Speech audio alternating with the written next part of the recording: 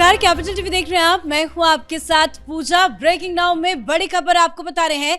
बिहार में एनडीए की प्रचंड जीत के बाद अब सरकार गठन की तैयारियां तेज हो गई है और बताया ये जा रहा है कि 19 या 20 नवंबर को नई सरकार का शपथ ग्रहण होगा।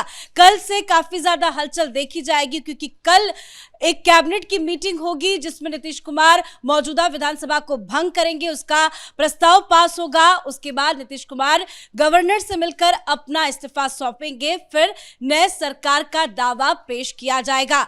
हालांकि शपथ को लेकर पटना के गांधी मैदान में तैयारियां भी जबरदस्त शुरू हो गई है। पीएम मोदी जो हर बार हर शपथ में शामिल होते हैं वो भी होंगे, तो उनकी मौजूदगी देखी जाएगी। उनकी एबिलिटी के हिसाब से तारीख पर फाइनल मुहर लगेगा और बीजेपी शासित तमाम प्रदेश के मुख्यमंत्री भी इस शपथ में मौजूद रहेंगे। शपथ तो भव्य होगा, लेकिन आज दिल्ली में कई दौर की बैठकें भी हुई और बताया यह जा रहा है कि नई सरकार के गठन का फॉर्मूला भी पूरी तरह से तय हो गया है। तो नई सरकार का गठन कैसे होगा, किन किन मंत्रियों को शामिल किया जाएगा, किन किन को मौका दिया जाएगा, तमाम अपडेट आपको बताएंगे सरकार गठन से जुड़ी हुई। जिसपे ज्यादा जानकारी के साथ मेरे साथ जुड़े हुए हैं कैपिटल टीवी के editor in chief doctor Manish Kumar. Sir, अब तो ये तय है कि शपथ 19 या 20 या जो भी फाइनल डेट है वो सामने आ जाएगी। सरकार गठन को लेकर क्या तैयारियां चल रही है, क्या हलचल है? देखिए, फॉर्मूला तय हो गया कि किस पार्टी से कितने मंत्री होंगे। आज दिन भर मीटिंग्स हुई। पटना के अंदर कुशवाहा साहब जाकर के मिले नीतीश कुमार से। उससे पहले दिल्ली के अंदर अमित शाह से मुलाकात हुई, संजय झा और ललन सिंह की। प्रधानमंत्री मोदी और अमित शाह के बीच बातचीत हुई। ये लोग नड्डा साहब से भी जाकर के मिले और एक फॉर्मूला तय किया गया है कि जितना जो प्रचंड जीत है तो इसमें मंत्रिमंडल में किसका कितना शेयर होगा। तो एक बेसिक फॉर्मूला ये तय किया गया है कि हर 6 विधायक के ऊपर एक मंत्री पद मिलेगा। कहने का मतलब यह है कि अब कुशवाहा की पार्टी से एक और हम मांझी साहब की पार्टी से भी एक मंत्री और चिराग पासवान की पार्टी से 3 मंत्री होंगे। 16 मंत्री वो जेडीयू से होंगे और 19 मंत्री ये टोटल ये भारतीय जनता पार्टी से होंगे। ये फॉर्मूला, इसके ऊपर एग्रीमेंट हो गया है। अब 2-3 चीजें और जो बड़ी खबर आ रही है वो ये कि भारतीय जनता पार्टी से ही 2 उप मुख्यमंत्री होंगे। अब 16 नाम नीतीश कुमार, संजय झा, इन लोगों को तय करना है अपनी पार्टी से। 19 नाम भारतीय जनता पार्टी में तय होना है। चिराग पासवान को 3 नाम तय करने हैं। मांझी साहब और कुशवाहा साहब को एक नाम तय करने, तो परिवार में ही वो सब चला जाएगा। सर, इन नामों में जो सबसे ज्यादा नजर टिकी है वो इस बात को लेकर है कि डिप्टी सीएम कौन होगा, क्योंकि नीतीश कुमार का तो मुख्यमंत्री बनना तय है, लेकिन क्या एक बार फिर से पार्टी सम्राट चौधरी पर भरोसा जताएगी या विजय सिन्हा को दोबारा रिपीट किया जाएगा? डिप्टी सीएम को लेकर हलचल तेज है और सभी की निगाह है, तो उसको लेकर क्या समझ में आ रहा है कि क्या फैसला लिया जा सकता है? देखिए, पिछली बार जब सरकार बनी तो जो मार्जिन था वो टच एंड गो का था। तो पॉलिटिकली इतने वोलेटाइल सिचुएशन में जहां कास्ट पॉलिटिक्स बहुत ही अहम भूमिका निभाता है, वहां आप जब मंत्री पदों का बंटवारा करते हैं, चाहे वो जेडीयू करती हो चाहे वो बीजेपी करती हो, इसमें यह ध्यान रखा जाता है कि कोई कास्ट का कोई बड़ा नेता नाराज ना हो जाए, जो कास्ट जो कॉम्बिनेशन हो कैबिनेट का वो बिल्कुल सही तरीके से हो। लेकिन जब आपके पास इतना प्रचंड बहुमत हो जाता है तब जो लीडरशिप होती है उसको ये आसानी हो जाती है कि आप अपने एजेंडे के मुताबिक मंत्रियों को बनाएं। जो खबर ये आ रही है, हालांकि बहुत सम्राट चौधरी के बारे में बातचीत हो रही है, लेकिन भारतीय जनता पार्टी है। ये भारतीय जनता पार्टी में किसको कब कहां कैसे वो पद मिल जाएगा वो कोई नहीं जानता। एक सरप्राइजिंग एलिमेंट, जो देश को सरप्राइज करना, ये प्रधानमंत्री मोदी की राजनीति का, उनकी रणनीति का एक बहुत बड़ा अहम हिस्सा। भाई, कौन जान रहा था कि छत्तीसगढ़ में जो है शाह साहब बन जाएंगे मुख्यमंत्री। कौन ये कह रहा था यादव जी बन जाएंगे मध्य प्रदेश में मुख्यमंत्री? कौन ये सोचा था कि भाई शर्मा जी जो है वो बन जाएंगे राजस्थान में मुख्यमंत्री?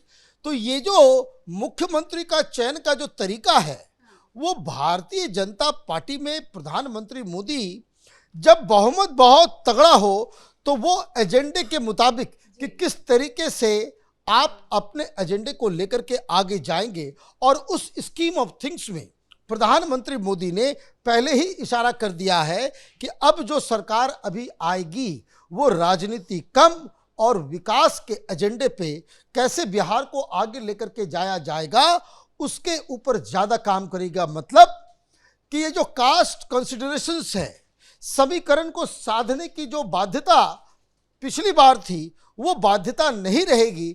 बाध्यता बस इस बात की होगी कि लोगों का चयन उस तरीके से किया जाए जो पहली चीज डेवलपमेंट ओरिएंटेड व्यक्ति हो, दूसरा एक्सपीरियंस हो काम करने का, बेदाग हो, जिसके ऊपर देखिए बोलने में तो अच्छा नहीं लगता लेकिन फिर भी आपको मैंने समझना चाहिए कि पिछली बार ये जो जनता ने इतना समर्थन दिया, लेकिन इस हकीकत से भी हम आंख नहीं मोड़ सकते हैं कि भ्रष्टाचार बिहार की सरकार में ब्यूरोक्रेसी के स्तर पे, कुछ मंत्रियों के स्तर पे ये हुआ।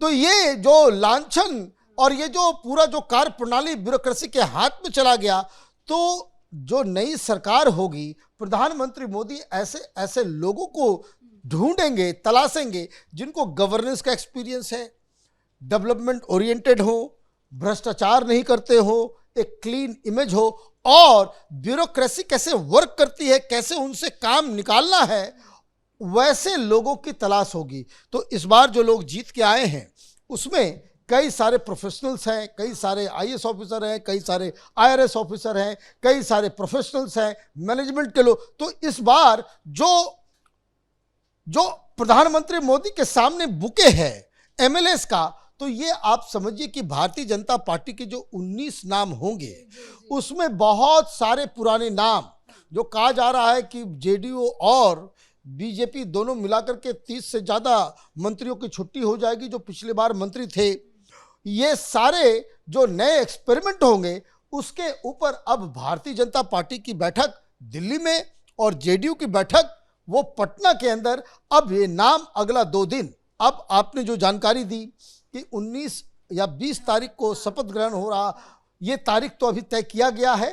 ये प्रधानमंत्री कार्यालय वो अपने अपॉइंटमेंट्स, अपने जो व्यस्तता है प्रधानमंत्री जी की, उसको देखकर तय किया जाएगा। ये 21 भी हो सकता है, 20 भी हो सकता है, 19 भी हो सकता है, लेकिन जगह वो मुकर्रर कर दिया गया है कि एक विशाल जनसभा, सबसे बड़ा मैदान पूरे बिहार का गांधी मैदान पटना में, वहां पे एक भव्य समारोह के अंदर नीतीश कुमार 10वीं बार जो है वो शपथ ग्रहण करेंगे, मंत्री भी शपथ ग्रहण करेंगे।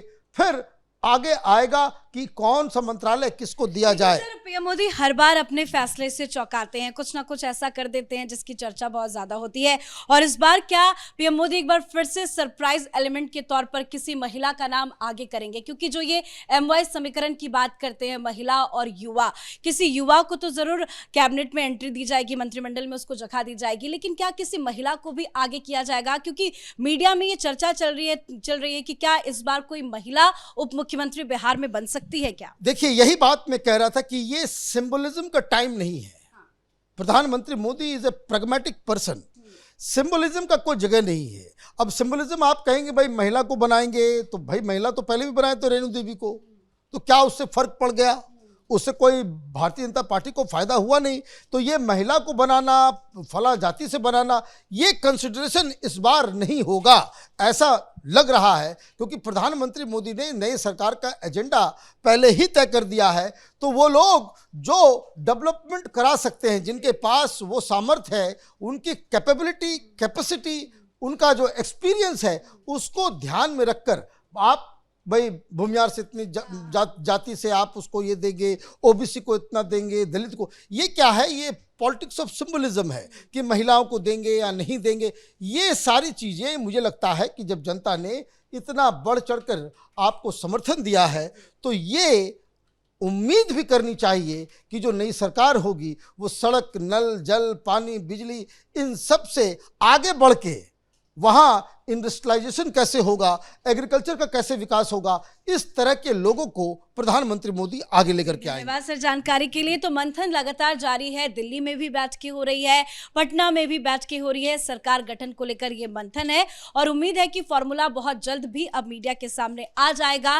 लेकिन फिलहाल शपथ ग्रहण की तैयारियां चल रही है। 19 या 20 तारीख को मुख्यमंत्री नीतीश कुमार एक बार फिर से मुख्यमंत्री पद की शपथ लेंगे। इस बड़ी खबर में मेरे साथ फिलहाल इतना ही। कैमरा पर्सन रवि के साथ मैं पूजा, कैपिटल टीवी।